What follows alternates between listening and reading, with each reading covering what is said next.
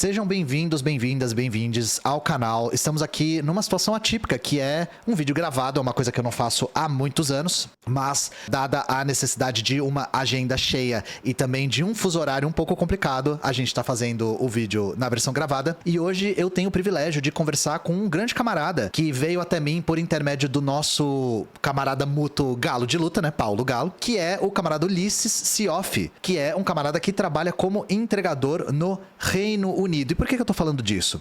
Eu já sei que vai ter gente aí que vai perguntar, pô, você está falando de entregadores no Reino Unido e não está falando dos entregadores brasileiros? Bom, primeiro, eu falo dos entregadores brasileiros o tempo todo, inclusive isso vai ser um tema aqui, mas é importante a gente mostrar como a luta de classes é travada nos outros países para vermos como há algo em comum entre nós e os trabalhadores que estão em outros países, sobretudo trabalhadores que vieram da periferia do capitalismo e imigraram para o centro do capitalismo, né? E o Ulisses é um camarada brasileiro e, para minha surpresa, conversando com ele, eu descobri que em Londres a maior parte dos entregadores são brasileiros também. E isso já instigou a minha curiosidade para ver como a luta de classes está sendo travada lá, para a gente ver como tem de muito semelhante os problemas e o sofrimento dos entregadores por aplicativo lá e os por aqui, né? Então, camarada Ulisses, muito obrigado pela sua presença, muito obrigado por estar aí na calada da noite de Londres, aqui trocando ideia, né, porque o fuso horário é bem diferente. E primeiro eu queria pedir para você se apresentar um pouco e principalmente contar a história de como você foi parar em Londres. Primeiramente, queria dizer muito obrigado pela oportunidade de estar podendo falar com o público brasileiro, contando um pouco da nossa história dos entregadores aqui na Inglaterra. É uma oportunidade única e, assim, contar a minha história é contar a história de muitas pessoas que vieram do Brasil com um sonho e chegando aqui encontraram uma realidade completamente diferente do que era esperado. Para nós é vendido um sonho de que vamos viajar para o mundo desenvolvido e vamos aproveitar das benesses que nos será oferecido, mas a realidade é um pouco diferente. Eu mudei para cá em 2008, logo depois da crise econômica dos bancos, e eu vim aqui com o sonho de trabalhar em hotelaria. Eu já trabalhava com hotelaria no Brasil, e durante esse período de 10 a 12 anos, eu vou dizer que eu até fui bem sucedido. Trabalhei para companhias grandes, incluindo Gordon Ramsay, que eu acho que é até famoso aí no Brasil. E estava tudo indo muito bem até que chegou a pandemia. E chegando a pandemia, o que aconteceu? Aqui a gente teve lockdowns muito pesados e restritos. Então, restaurantes fecharam, os negócios fecharam. E o que começou, a única coisa que funcionava, na verdade, era os deliveries, né? Então, os restaurantes, praticamente eles sobreviveram com entregas por aplicativos. Foi aí que eu tive um pouco de contato com o meu primeiro contato com os entregadores, né? Porque eles eram as únicas pessoas que vinham até o restaurante e continuavam a fazer o restaurante funcionar e a economia funcionava. Eram chamados aqui na Inglaterra como o key workers, os trabalhadores essenciais, né? Porém, o lockdown ele foi se estendendo. A gente tinha períodos onde a gente abria e fechava, e foi se tornando cada vez mais insustentável para restaurantes menores continuarem operando. E foi durante o segundo lockdown que eu perdi o meu emprego. E me vi com mãos atadas, uma mão na frente e outra atrás. Nem todas as pessoas, assim, são pessoas que se preparam para uma situação como essa. E, assim, perder o emprego para mim foi uma situação onde eu me vi muito perto de virar um mendigo, sabe? E ainda mais quando você pensa assim, nossa, estou num país estrangeiro, bateu um desespero, assim, muito grande. E o que aconteceu foi assim, a única ideia que eu tinha de sobreviver era olhando os entregadores. Eu falei, cara, a única forma que eu posso realmente sair dessa situação é me juntando a eles. Então, eu fiz aplicação para trabalhar para essas companhias. E, assim, para mim, no começo era tão difícil que eu realmente não tinha uma reserva de emergência, sabe? A gente mesmo trabalhando em restaurante, a gente acaba vivendo por um dia atrás do tipo, comprando almoço para pagar janta, sabe? Essas coisas. E, assim, eu tive que, para começar a trabalhar, eu tive que ir no marketplace do Facebook e perguntar se alguém tinha uma bicicleta para me doar. E comecei, graças a Deus, uma senhora muito gentil me doou a bicicleta e comecei a trabalhar com delivery. E nesse período, eu vou dizer assim, sabe? Quando você muda para cá, como eu disse no começo, você acha que você vai aproveitar das benesses. E claro, tem pequenas coisas assim, para quem nunca teve nada, que te impressionam, sabe? A facilidade de você ter um Nike, de você comprar um iPhone, você acha que essas são as coisas boas que o capitalismo vai te dar, entendeu? De você ter uma jaqueta legal, de você poder viajar para um outro país, mas essas coisas são bem mínimas, assim, quando você chega nessa situação que você não tem nada. E o que aconteceu? Eu tive que meio que dar um passo para trás e pedir um benefício para o governo que ele estava dando naquele momento, que seria uma coisa como um Bolsa Família aí no Brasil, que se chama Universal Credit, certo? Então, ele é uma ajuda do governo temporária, enquanto você não arruma um emprego formal. E enquanto eu estava esperando o meu primeiro pagamento, comecei a trabalhar com entregadores e comecei a conviver no meio deles, sabe?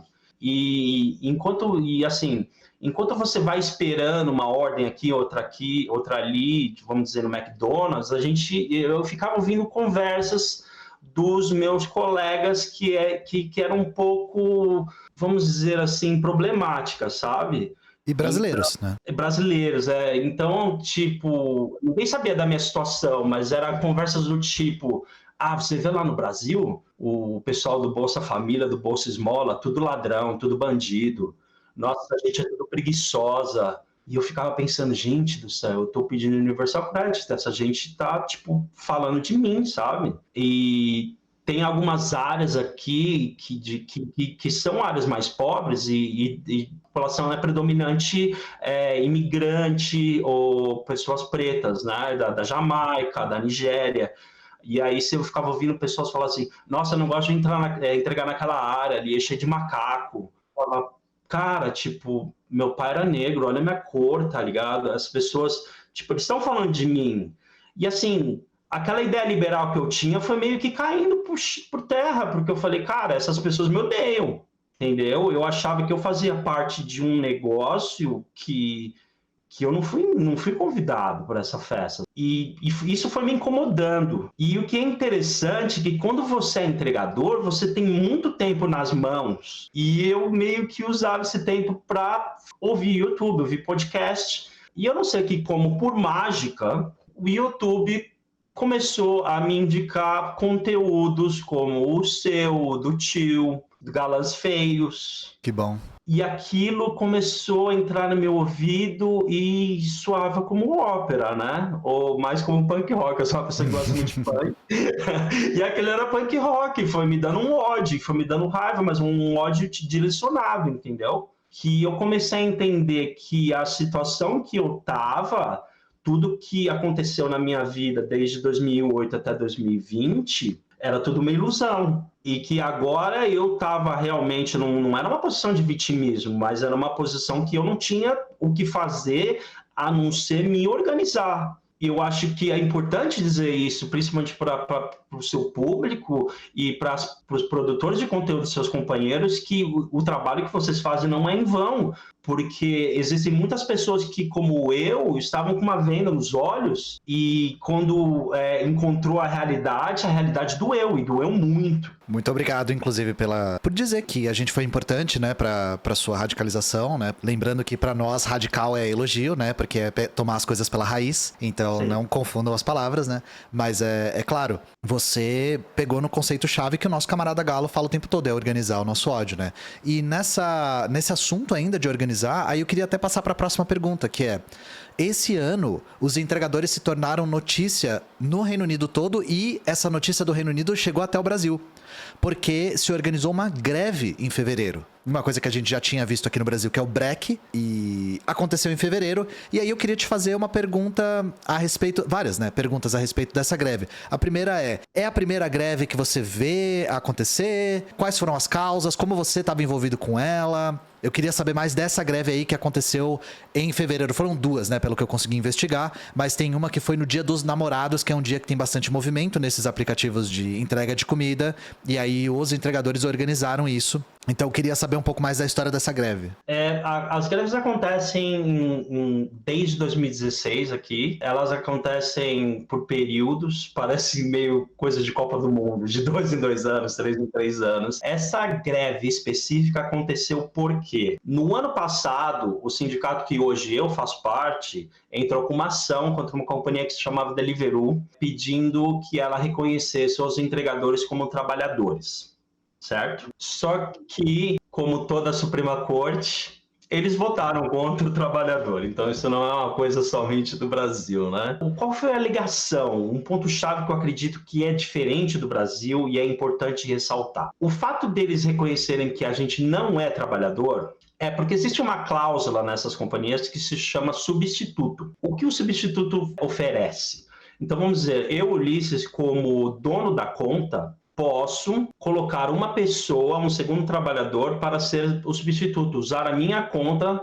Então, ao invés de eu entregar, vai ter uma segunda pessoa entregando. E isso causa alguns problemas interessantes que a gente pode debater durante a conversa, certo? Mas o que acontece é o quê? Acaba se criando um mercado negro de contas, onde esse substituto acaba na mão de uma pessoa ilegal. Certo? Mas, voltando, depois dessa decisão, chegamos a janeiro de 2024, o que acontece? Aqui acontece muita alta de demanda durante o inverno, porque é um país muito frio, então durante o inverno as pessoas tendem a ficar mais em casa, certo? E quando as pessoas ficam em casa, então, desse período de janeiro até março, aumenta o número de ordens e as pessoas acabam fazendo mais dinheiro. Então, estava todo mundo esperando chegar janeiro para começar a tirar um dinheiro, né? Só que o que aconteceu? A gente percebeu que as ordens que antes eram de 4 libras, vamos dizer, para 1,5 km, agora eram de 3,15. Ou seja, e aqui tem uma coisa que eu não sei se acontece no Brasil, possivelmente acontece, que são a segunda ordem. Geralmente você recebe uma ordem e a companhia manda uma segunda ordem, talvez no mesmo restaurante ou num restaurante diferente, para ser entregue numa outra localidade. E aí que estava o pulo do gato. Nessa segunda ordem, eles estavam pagando menos ainda. Então, geralmente, o que está acontecendo, a gente estava acabando fazendo 2 ordens pelo preço de uma que a gente estava fazendo no ano anterior. E isso começou a causar muita ansiedade e as pessoas começaram a se comunicar por WhatsApp, tirar prints dessas ordens e falar, tipo, o que está acontecendo? Ninguém entendia o que estava acontecendo, né? Assim, as companhias, elas acreditam que elas não têm controle sobre os entregadores, porque a gente está todo mundo espalhado. Mas hoje, assim, com o WhatsApp, o brasileiro é um dos maiores usuários do WhatsApp, eles não sabiam que a gente conseguia se organizar e a gente conseguia se conversar por WhatsApp e se juntar para começar a fazer essa organização. Continuando, a primeira greve aconteceu. Eu lembro que tem um vídeo que você diz sobre a Margaret Thatcher, de como ela destruiu os sindicatos e os locais. Sim. Isso é verdade, né? E assim, é engraçado porque as companhias, elas meio que dão um tiro no pé, porque o que acontece? A Deliveroo, principalmente, ela trabalha com dark kitchens, são cozinhas que tem restaurantes trabalhando dentro dessas cozinhas, só que não tem clientes.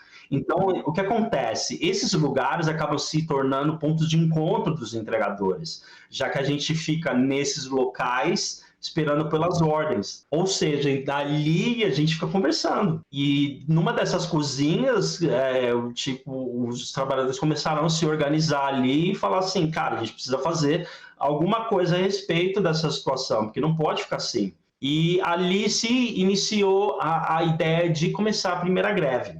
E a princípio seria em 4, 5 bairros de Londres, mas porque a situação era tão precária e a insatisfação era tão grande, num período de uma semana, o movimento tipo cresceu para toda Londres. E não só Londres, também como cidades fora do círculo aqui de Londres, né? E desse grupo, o que aconteceu? Existiam pessoas que eram líderes natos, vamos dizer, pessoas que é popular, sabe? O entregador que é bolachão, o cara que faz churrasco, vai todo mundo na casa dele, pessoas mais populares, sabe? E essas pessoas meio que tomaram a iniciativa e falaram, vamos fazer um grupo. E daí fizeram o primeiro grupo, e desse grupo, o que aconteceu? Eu achei que isso é bem legal de falar assim para o público brasileiro, como que foi essa organização, certo? Desse primeiro grupo, começou no primeiro dia 100 pessoas, 200, quando a gente estava no final do terceiro dia já tinham 1000 pessoas. E o que eles fizeram? As primeiras 3 pessoas que tomaram essa iniciativa foram tentar encontrar pessoas chamadas de capitães em cada área para ser representantes das áreas, para poder levar a mensagem para os entregadores dessas áreas. Foi aí que eles me acharam. Então, a princípio, foi um amigo meu, que eles entraram em contato, perguntaram, você gostaria de ser essa pessoa? E ele falou, não, pelo amor de Deus, eu não quero, mas eu sei um cara que vai ser perfeito, porque ele fica o dia inteiro falando desses negócios. Que incrível isso. E foi muito engraçado. Aí ele falou, e ele me ligou, ele falou, então, você não fica falando desses negócios de esquerdista, não sei o quê. Agora eu quero ver, se você fizer acontecer, aí eu vou pagar um pau mesmo. Eu falei, então... Eu falei, não, muito obrigado, né, pelo reconhecimento. E eles me ligaram, né, e foi legal essa conversa, porque eles falaram, você é Ulisses, tal, a gente ouviu falar que você é uma pessoa que tem essa consciência, você está sabendo das greves? E naquele dia eu lembro, eu fui até sarcástico, eu ri, eu falei, sim, mas eu não acredito que ela vai acontecer, né? Ele falou, por que não? Eu falei, pelas pessoas que estão organizando a greve, né? Eu não vejo elas como pessoas que estão dispostas a fazer isso. Ele falou, não, mas é por isso mesmo que a gente está ligando para você, porque a gente precisa de alguém como você no nosso grupo. Aí eu fiquei, uau, né? Tá bom, né? Tipo, tomei como uma missão, né? Tá, a bandeira, né? Falou, bom, agora... que eu vi assim, cara, de que adianta ter ouvido tudo que me foi passado como instrução por vocês para chegar naquele momento e dar para trás, entendeu? Virar o jardineiro, né? Como eles falam do ecologia sem luta de classes. Jardinagem, sim. Jardineiro ali. Eu falei, não vou ser o jardineiro, não. Vou ser o síndico desse negócio. E desse grupo de capitães foi formado um grupo de 7 pessoas com diferentes habilidades que dali se formou um grupo chamado Delivery Job UK. E dali a gente, num período de mais 5 dias depois de formado esse grupo, a gente anunciou a primeira greve. E o incrível foi que esse grupo de 7 entregadores, a gente conseguiu, assim, sem usar política, sem conversar, assim, ninguém sabia da opinião política de ninguém, a não ser esse rapaz que me convidou, manteve isso em sigilo, eu pedi para ele que mantesse em sigilo. A gente conseguiu organizar de um grupo de 1000 pessoas para 3 grupos de 1000 pessoas, então a gente eram 4.000 entregadores conectados por 4 grupos diferentes de WhatsApp, 3 grupos em português e um grupo em inglês. E dali a gente organizou tudo por zona, tínhamos outro grupo de capitães, que eram 120 pessoas nos outros grupos, e dali a gente organizou tudo, mapeamos todos os restaurantes, fizemos a coordenação de como ia ser o fechamento de todos os restaurantes e fizemos a primeira greve. A primeira greve foi no início de fevereiro e foi um sucesso absoluto. Foi incrível. Para você ter ideia, em questão de 45 minutos, os 3 aplicativos principais aqui do Reino Unido, Deliveroo, Uber e Just Eat, eles fecharam o site deles. Muitos dos restaurantes fecharam. Que delícia, cara. Isso é fantástico de ouvir. A cozinha deles em questão de 30 minutos. E era maravilhoso, assim, desse período do começo da greve, porque a gente fez uma greve só de 4 horas, também é importante lembrar que não foi o dia inteiro. Então a gente pegou o horário que que tem a maior demanda, que é das 5 às 10, e começamos.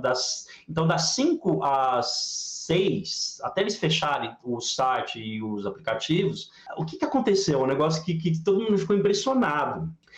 Porque não tinha entregador, as companhias elas começaram a meter o louco. Então, vamos dizer, as ordens eram 3,15, eles começaram a mandar as ordens por 10 libras, por 12, 15. E as ordens chegaram a 50 libras. O que é? As companhias estavam tentando... Estavam chantageando, eles estavam chantageando.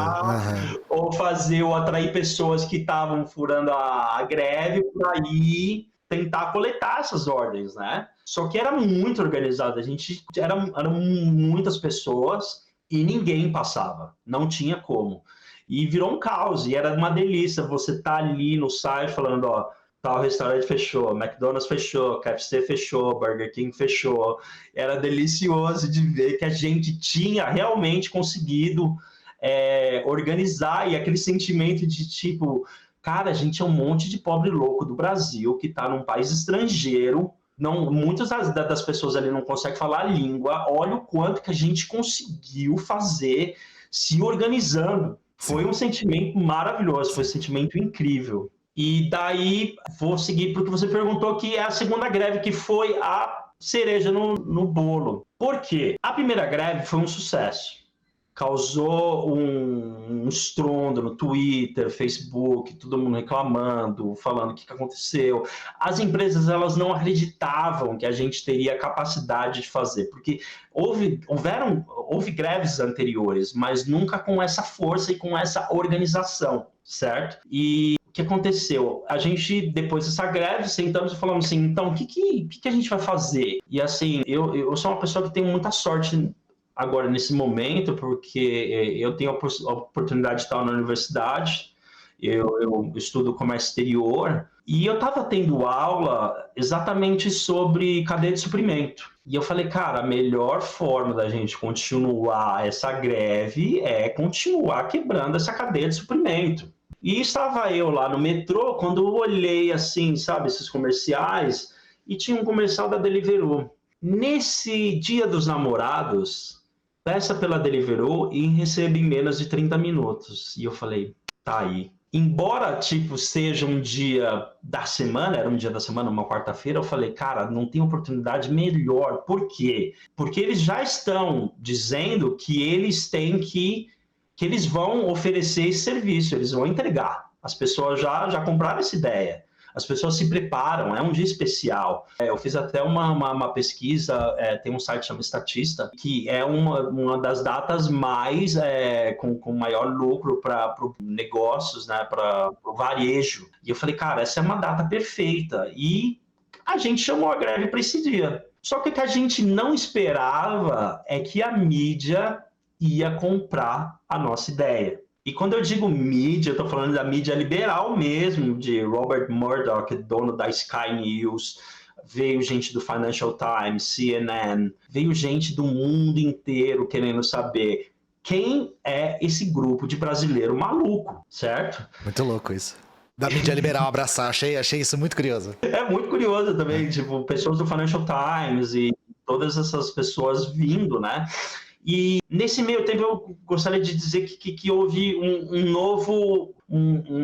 dentro do Delivery Job UK veio um grupo desde da primeira greve que entrou em contato, só que eles meio que eles estavam dentro dos grupos e acabaram entrando em contato comigo, sabe? Ou talvez eles perceberam da maneira como eu me comunicava que seria uma pessoa mais acessível, que foi o sindicato que hoje eu faço parte, que é o sindicato do IWGB. Então, desde a primeira greve, o IWGB entrou em contato comigo e falou, a gente é do sindicato e tal. E eu falei, pô, que legal. E eles, você acha legal mesmo? Eu falei, claro que eu acho legal.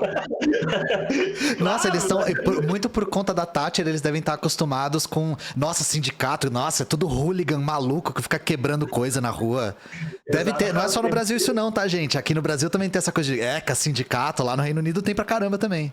Sim, especialmente porque a maioria dos meus colegas, né, por ter um pensamento assim mais neoliberal e trazer essa bagagem do Brasil, né, o brasileiro, ele já não acredita em sindicato, em sindicalismo, né, ele já vê isso como um demônio na terra. E assim, eu já não, eu já vi assim como uma forma de me organizar mais profissionalmente. Então, desde a primeira greve, eu falava com eles um pouco no sigilo. E eu falava assim, olha, eu acho importante não falar abertamente sobre sindicalismo, porque é um grupo que, como a gente chama de grassroots, né, que é um grupo de organizado de baixo para cima, assim, né, e eu falei, então seria importante, assim, do que vocês puderem dar uma assessoria, eu agradeço, e a gente vai se conversando, né? Não que eu era um espião do sindicato, né? Mas eu falei, vamos manter esse sigilo da nossa conversa, mas eu gostaria de ter acesso às possibilidades que vocês podem nos trazer. Então, quando chegou na segunda greve, eles foram cruciais. Por quê, Ian? Porque uma coisa que a gente não tinha era acesso à mídia, acesso a políticos, acesso a pessoas públicas. A gente não conhece, o brasileiro ele não tem tempo para ficar na BBC, ele não conhece quem que é o músico famoso, que é de esquerda, né? A gente não conhecia nada disso. E o que o sindicato fez? O sindicato começou a filtrar toda a mídia e a nos repassar. Então, eu tive a oportunidade ali de conversar com essas mídias e até eu fui convidado para estar na televisão falando com eles, porque dentro do nosso grupo não tinha ninguém que falava inglês. E, assim, o sindicato foi muito gentil de falar assim, você gostaria de ter um media training? Eu falei, pô, claro, né? Foi muito legal. Foi tipo, imagina tá com a Rita e o tio com uma régua de madeira dando assim na minha cabeça. Agora você vai falar assim, vai repetir o capital do capítulo 1 ao 3. E eu saí de lá, craque. Ah, que legal que você teve acesso a isso. Tipo, a organização realmente fantástica, assim. Tô muito, muito interessante ouvir esse seu relato de como a greve foi organizada. Sim, foi bem organizada nesse quesito. E assim, a gente tirou proveito máximo dessa ajuda da mídia. E é engraçado até que parecia que, na verdade, quem estava chamando a greve era a própria mídia. E outra coisa que eu acho importante ressaltar é que muitos dos jornalistas e repórteres, eles estavam chocados assim com as coisas que a gente dizia sobre as condições de trabalho, porque chega a ser um negócio que é insustentável até para eles, de falar, não, esse é um modelo viável, sabe?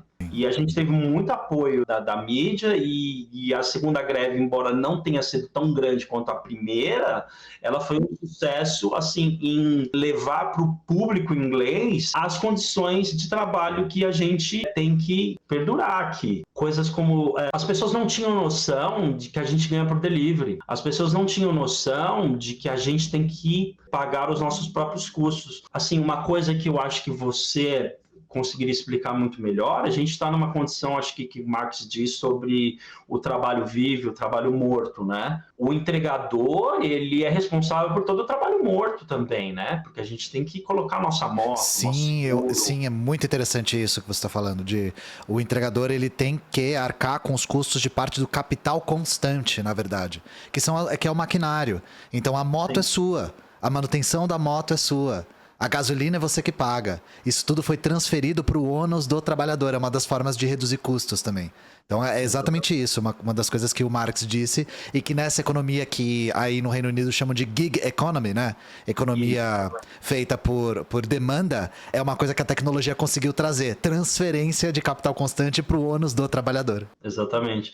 E assim, é importante dizer também que não só isso, mas é engraçado quando você acredita como entregador, vamos dizer, o meu companheiro entregador que acreditava na mão invisível do Estado, de repente ele viu a mão invisível do Estado entrando num lugar onde ele não queria.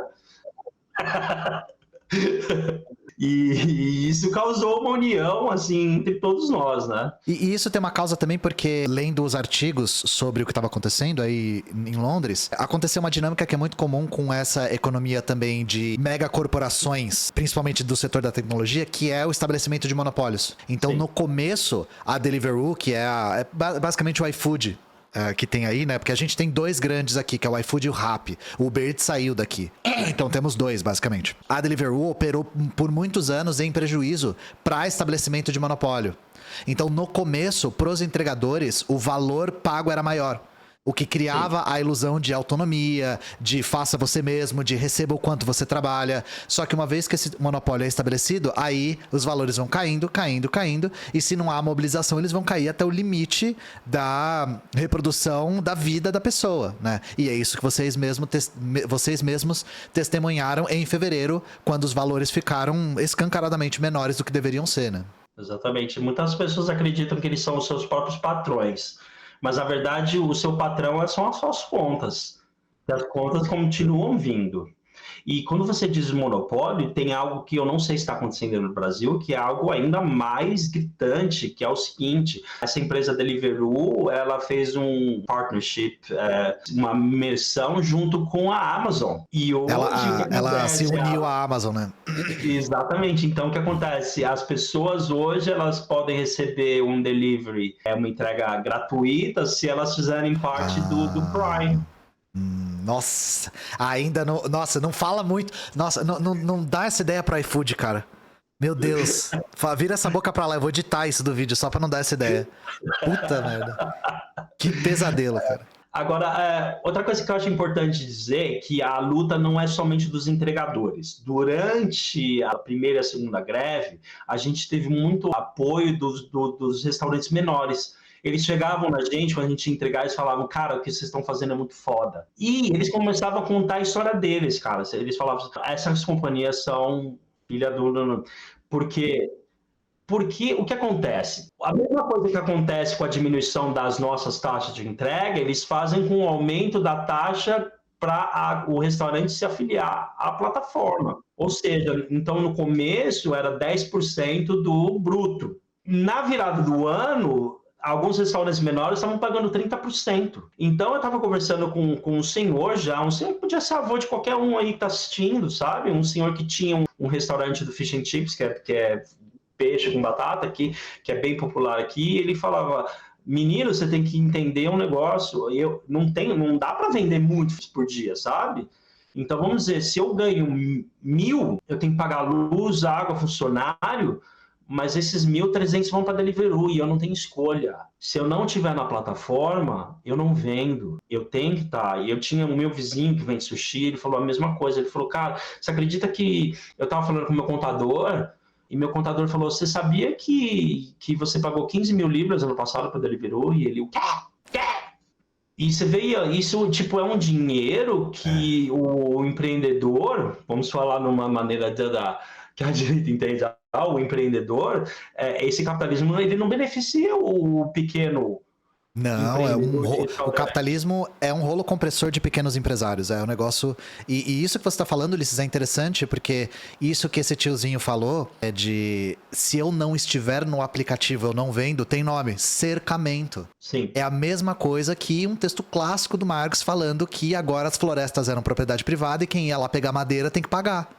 Sabe? Foi cercado. Os aplicativos, eles cercam os estabelecimentos para que você tenha que usar ele e não tem escolha. Não é nem questão só de conveniência, é questão de necessidade. E te digo algo mais, ainda pior. Hoje estão se multiplicando pelo Reino Unido as Dark Kitchens, Ghost Kitchens. Eu acredito que o modelo de Ghost Kitchen, ele é perfeito para quem? Vamos imaginar, seu João faz um hambúrguer maravilhoso, tia Maria faz aquele hot dog delicioso, ela tem o carrinho dela... Pô, um Dark Kitchen para ela expandir o negócio dela seria maravilhoso, certo? Mas quem são as pessoas que estão ocupando esse Dark Kitchen? São as grandes redes de restaurantes, são restaurantes que são financiados por grupos financeiros. Eu mesmo trabalhava numa rede chamada Wagamama, que foi vendida para um desses grupos chamados hedge funds. E eles estão comprando todas essas redes, e essas redes estão dentro desses Dark Kitchens. E eu acredito que o modelo de negócio é que se expanda de uma tal forma que, às vezes, esses restaurantes só vão ter alguns restaurantes em bairros nobres, os restaurantes de bairro vão se fechar e você só vai poder pedir a sua comida pelo aplicativo. Ou seja, é um rolo compressor onde o restaurante, o cara que tem aquele sonho de, pô, a receita da minha avó de fazer uma torta, ele vai conseguir. Sim. Ele não vai conseguir porque não tem mais espaço. E olha que curioso. Por esses aplicativos. Esses aplicativos, eles muitas vezes são vendidos como sendo benefícios para os cidadãos comuns, né? Você falando sobre isso, sobre as Dark Kitchens, que estão agora em São Paulo e que também são ponto de encontro para entregadores aqui em São Paulo. São prédios que são... O nome Dark Kitchen, cozinha escura, não é tão à toa porque não tem janela. São galpões, assim... aqui dá pra ver certinho. Quando você olha e fala, isso aí é Dark Kitchen. É um galpão todo pintado de preto, sem janela, com um monte de motoboy na frente. É Dark Kitchen, não tem a menor dúvida, assim. E isso que você falou a respeito de... essas cozinhas que não recebem clientes, que só fazem entrega, seria bom para o pequeno cozinheiro, a pequena empresária e tal. E, na verdade, o grande capital toma tudo, né? Engole tudo. O Airbnb falava a mesma coisa. O Airbnb falava, você que tem um quartinho... Você pode alugar o seu quartinho e tirar uma renda extra. Qual que é a verdade? Redes de hotéis comprando prédios inteiros, alugando tudo por Airbnb. Eu tenho certeza que no Reino Unido tá acontecendo a mesma coisa. Certeza, porque tá acontecendo no mundo todo, né? Então o grande capital, ele entra destruindo tudo.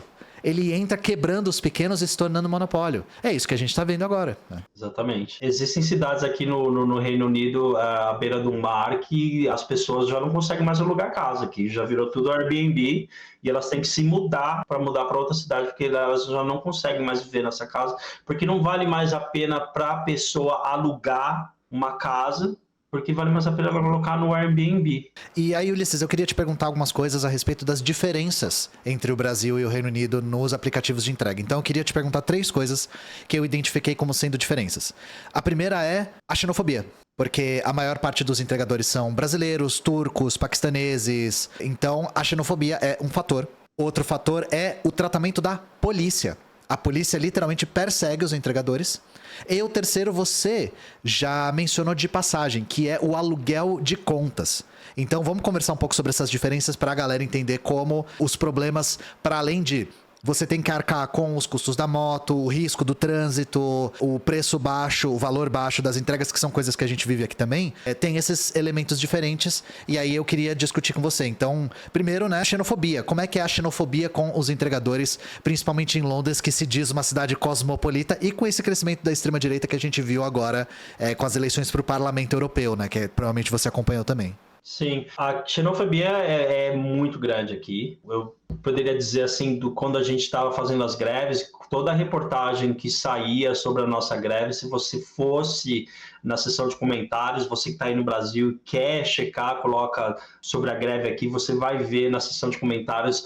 Eu vou deixar todos os links aqui, tá? São várias matérias que tem participação do Ulisses, inclusive numa brasileira. Eu vou colocar as matérias, leiam os comentários e testemunhem o que ele está falando. Então, né, muita gente dizendo que para voltar para o nosso país, que nós somos todos ilegais e nós não temos direitos a nada, que a gente tinha que dar graças a Deus porque a gente está trabalhando, que a gente veio aqui para estuprar as mulheres deles.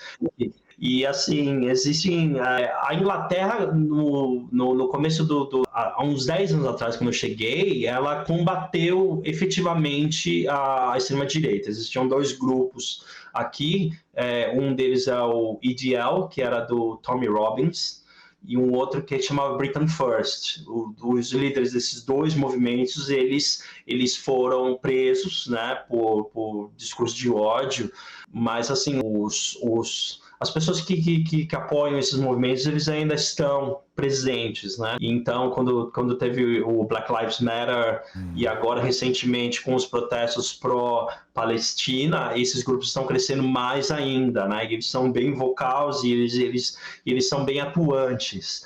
Mas isso não está só nas redes, isso está nas ruas agora, né? Mais presente. E assim, as pessoas sofrem muito. O que acontece?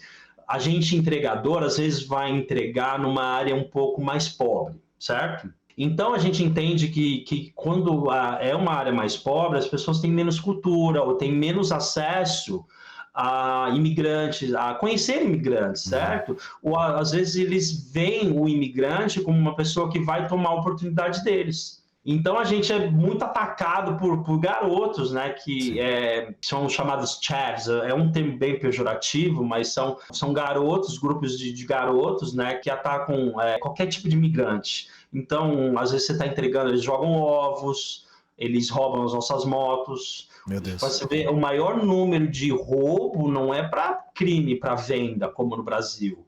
Eles literalmente roubam para dar uma volta e depois eles colocam fogo na moto. Literalmente eles fazem por diversão. São pessoas mais vulneráveis ao discurso de ódio, né? É bom a gente lembrar disso. Sim, entendeu? Eu, assim, porque sou uma pessoa que tem um pouquinho mais de consciência, eu entendo que eles não têm o conhecimento, sabe? Mas ao mesmo tempo fica difícil pra gente. Eu entendo que Não, dá raiva, dá raiva. Mas é bom a gente não jogar trabalhador contra trabalhador, né? Porque aí quem tá ganhando é quem tá sentado em cima dos dois, né? Exatamente, eles são vítimas também, né, desse discurso de ódio, né? Porque essa extrema-direita ela é muito organizada. Tem uma pessoa que talvez você conheça que chama o Nigel Farage. Eu ia citar ele, o Nigel Farage é o grande líder da extrema-direita britânica. Não é nem o Boris Johnson, nem a Theresa May, nenhum desses aí, é o Nigel Farage, é o grande agora. Ele é o grande. E para você ter uma ideia, porque o Labour, né, que seria um PT de sapatênis aqui do Reino Unido. Parece mais os democratas, né? Eles lembram um pouco mais os democratas.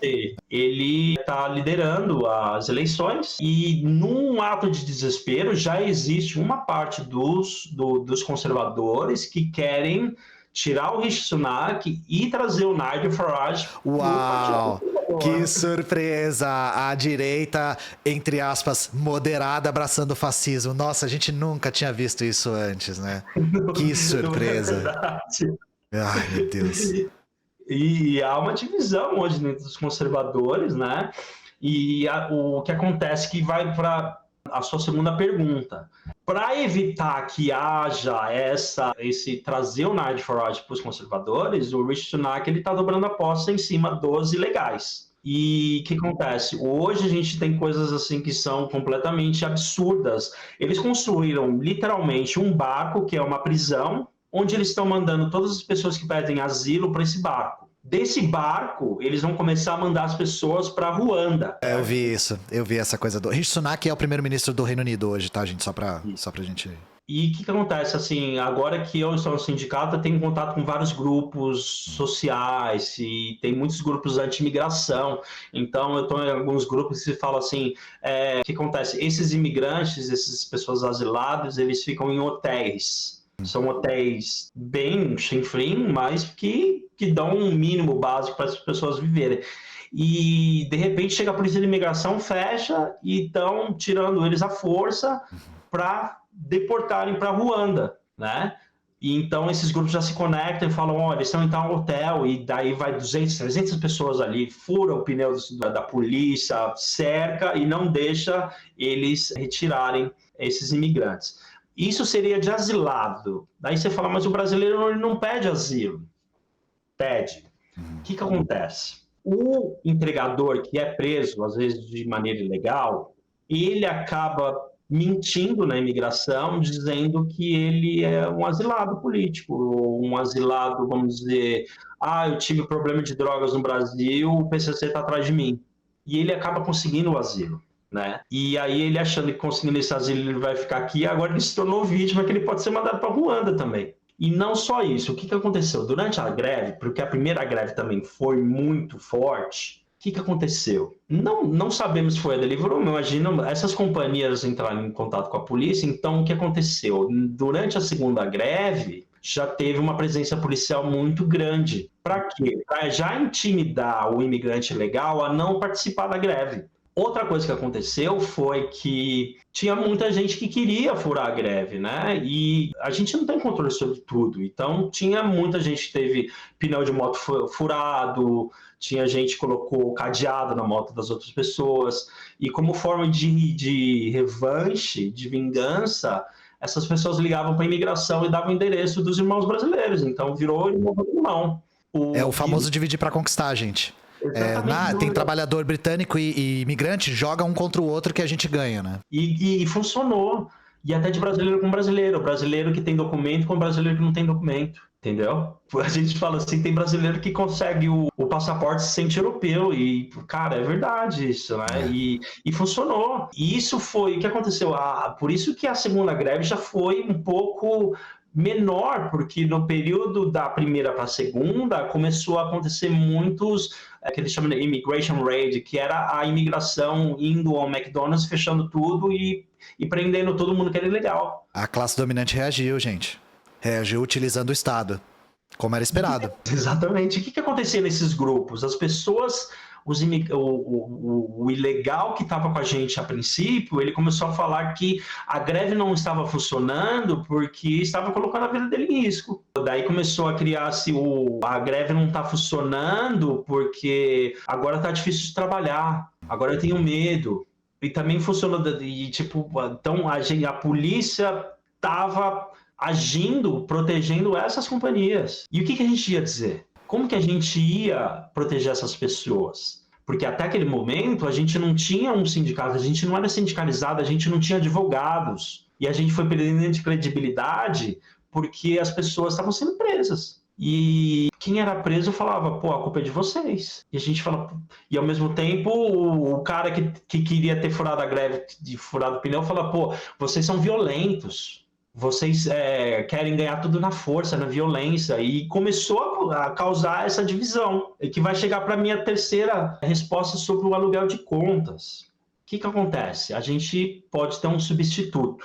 Então, o que acontece? Todo mundo que tem uma conta com essas companhias é legalizado. Só que, o que acontece?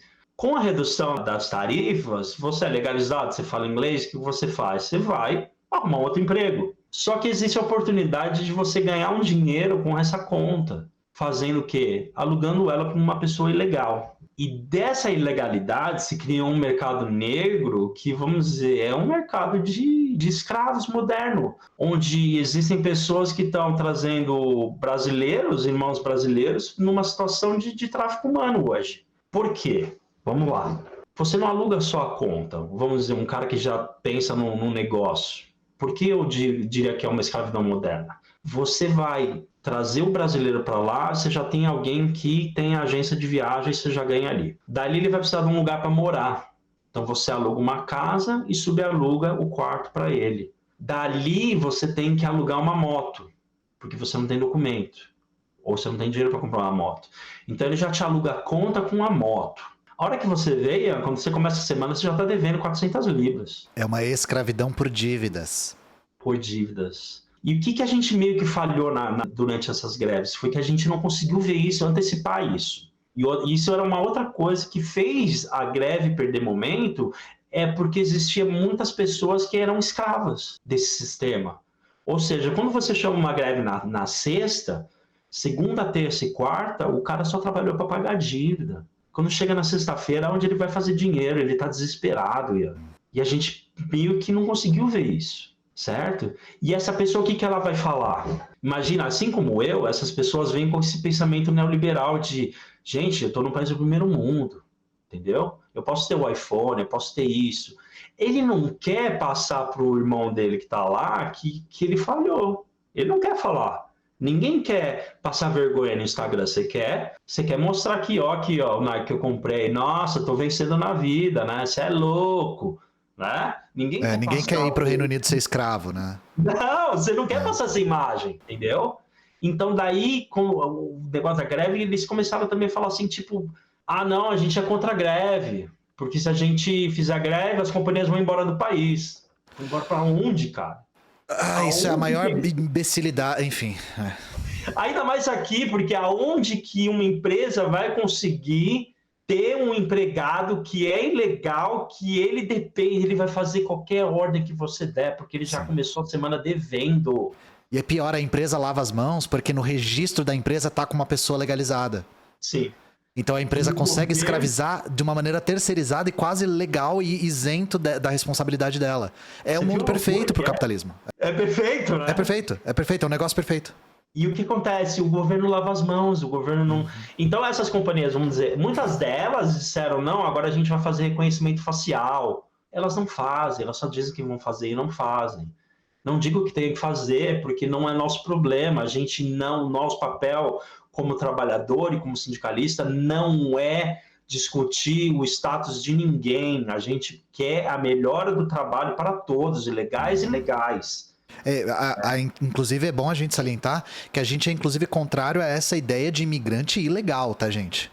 Nós temos imigrantes que têm a documentação irregular, mas imigrante ilegal, imigração é um direito universal. As pessoas têm o direito de circular, deveriam, pelo menos, ter o direito de circular. Então, essa própria ideia de pessoas legais e pessoas ilegais é uma coisa que já É o sustentáculo do racismo e da xenofobia. E isso que o Ulisses está falando é a chave para a compreensão disso. Como essa empresa ia super explorar o trabalho de pessoas que são escravos se não houvesse uma situação de desespero por parte dessas pessoas. É importante que o imigrante esteja ilegal e permaneça ilegal, porque o país vai dificultar o máximo que ele conseguir para legalizar essa pessoa. Para que essa pessoa, sob o medo de ser deportada ou presa, se submeta a condições degradantes de trabalho. Isso é fundamental. Essa forma de violência é algo extremamente lucrativo, porque existe uma coisa que é: quem é entregador pode optar por não aceitar uma chamada. Então, chamadas que têm um valor muito baixo, os entregadores não aceitam, né? Aceitam outra, esperam. Quem que aceita as chamadas mais baixas? Essas pessoas. As pessoas que estão usando conta alugada, que não tem moto, não tem casa, estão escravizadas por dívida. É fundamental. É fundamental manter essas pessoas nessa situação. Não regulamentar. Manter elas com medo da polícia. Com medo dos raids, né? Que você falou, das baixas de mandar. E falando nisso, né? Por que Ruanda? Talvez deve ter gente que tenha se perguntado por que Ruanda. Gente, Ruanda é tipo Israel da África. Tá? É meio Israel da África. É um enclave do imperialismo no meio da África, tanto que é um país minúsculo, que serve para fazer frente a qualquer tentativa de autodeterminação daqueles países que fazem fronteira. Inclusive, agora Ruanda é responsável pelo genocídio congolês que está acontecendo nesse exato momento debaixo de todos os nossos narizes. É um exército paramilitar ruandês que está perpetrando esse genocídio, tá? Só para vocês saberem. Ruanda é um lugar que é um país que serve como Israel serve ao imperialismo no Oriente Médio, tá? Só para vocês não acharem estranho o porquê Ruanda, né? E agora tá servindo como depósito de imigrante, né? Agora é isso que eles estão querendo fazer. E outra coisa que eu queria dizer é que, para piorar tudo isso, as pessoas estão morrendo agora nas ruas. Cada vez mais e mais frequentemente a gente vê imigrantes brasileiros que morrem por acidente. Então a gente vê pessoas fazendo vaquinha para levar o corpo para a mãe, certo? Que coisa horrorosa. E não é um lugar muito agradável, gente. Eu acho que a pessoa, quando pensa na imigração, ele pensa no sol da Flórida, em Miami, que não é um lugar muito bonito, gente, de se viver, porque não tem sol. É frio, então, e chove pra cacete. E as pessoas estão sofrendo muita doença mental, como ansiedade, depressão, as pessoas estão se matando aqui. E acontece mais e mais. E é muito triste de ver isso, né? Uma coisa que o Gabo falou quando ele veio aqui é a importância de, com esse trabalho que a gente iniciou da greve e com o sindicato, de formar uma família de entregadores onde a gente possa também combater a solidão. Porque o capitalismo ele é cruel nesse ponto. E é muito importante. E isola os trabalhadores, com essa economia de aplicativo, isola os trabalhadores cada vez mais, né? E aí, essa falta de terceiro espaço, gente, no sentido de só tem o primeiro espaço, que é a sua casa, e o segundo, que é o trabalho, não ter nenhum terceiro espaço, realmente enlouquece as pessoas, principalmente. Imagina quem não fala língua. Você se sente quase que, assim, envolto de coisas que você não consegue compreender, porque você não teve a oportunidade mesmo de compreender. Deve ser uma sensação terrível. E, novamente, a gente esquece como não ver o sol é uma coisa que faz mal pra nossa cabeça, assim, de verdade. Quem é brasileiro sente isso direto, né? Porque aqui o sol é forte pra cacete. Sim. Aí no Reino Unido é complicado. Chove muito, né? É o tempo todo. Chove e venta, né? Chove com vento ainda por cima. Chove, venta e parece que esse verão vai ser bem chuvoso, né? E é muito difícil, assim. Eu acho que quem nunca veio não tem ideia do que é, entendeu? E quem nunca viveu essa situação não imagina que o quanto isso te prejudica mentalmente, claro, junto com a solidão, né? É muito, muito difícil.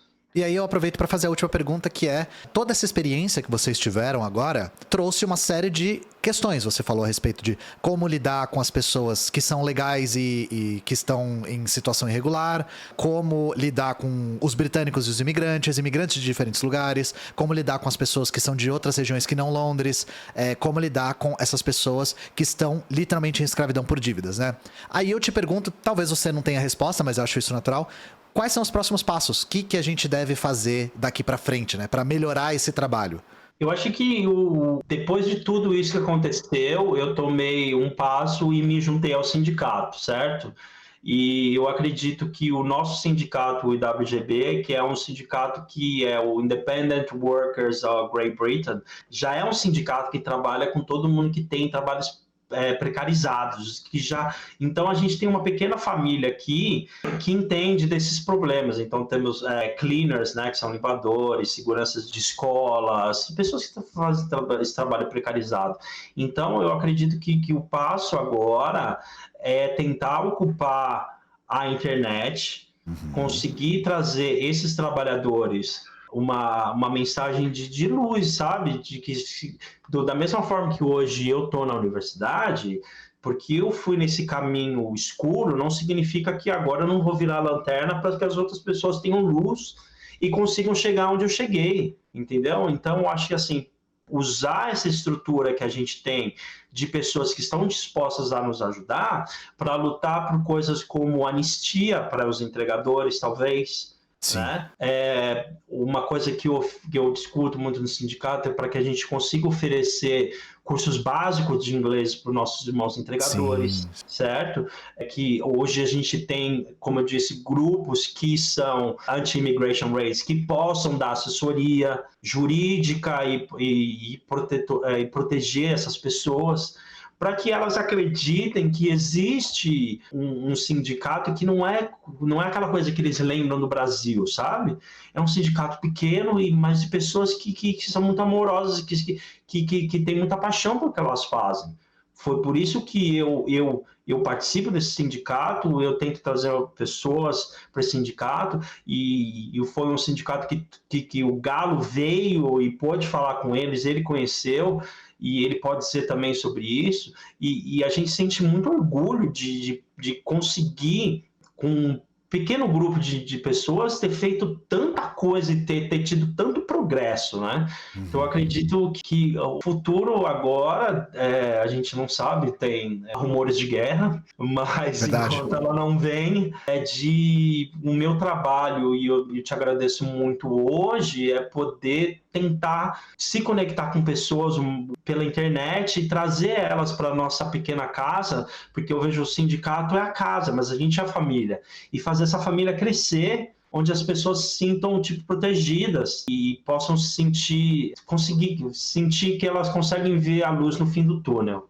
Então, eu acho que é isso o mínimo que eu poderia dizer, e agradeço mais uma vez a oportunidade de poder estar falando com todo mundo aí. É isso, gente. Vamos fazer o que a gente faz de melhor, que é ser brasileiro na internet, né? Eu quero que todo mundo aí, no vídeo, faça que nem os brasileiros fazem com aquele ator do Todo Mundo Odeia o Chris. Chegue, a gente vai engrossar as fileiras desse sindicato. Falando sério, de verdade, deve ter gente aí que conhece alguém que tá morando no Reino Unido e tá em situação precarizada, é brasileiro, não tá organizado. Eu conheço gente que trabalha no Reino Unido em gig economy, em zero hour contract, naqueles aplicativos lá que só te solicitam quando tem serviço. Eu acho que a chance de ser imigrante e trabalhar nessa situação é muito alta, principalmente depois da pandemia, foi como você falou. Então, vou deixar todas as redes aqui. Vou deixar todas as matérias que a gente citou aqui, inclusive recomendo que vocês leiam, porque tem mais informação nessas matérias que eu acho que vocês vão se interessar. E em breve a gente verá mais coisas a respeito da uberização e dos entregadores aqui no Brasil, porque eu já tenho um projeto, inclusive, de falar mais sobre como tá a organização dos entregadores aqui no Brasil, pra gente traçar esse paralelo, aprender uns com os outros e ouvir também um relato de pessoas que estão travando essa luta em outros países. Faz com que a gente também se antecipe alguns problemas possíveis, né? Ouvir a luta de classe sendo travada nos outros lugares é importante pra gente aprender também com a experiência dos outros, né? Ulisses, muito obrigado pela disponibilidade. Aí já deve estar tarde pra caramba, então bom descanso pra você. Espero que a gente se comunique num futuro próximo, e a gente vai fazer de tudo possível pra que a gente faça com que toda essa brasileirada chegue aí nos seus perfis, chegue nas redes do sindicato e dos entregadores do Reino Unido, pra gente conseguir engrossar essas fileiras. É isso, gente. Muito obrigado por assistirem aqui esse que é o meu, provavelmente, o único vídeo gravado do ano, né? Eu faço isso uma vez por ano pra manter a tradição.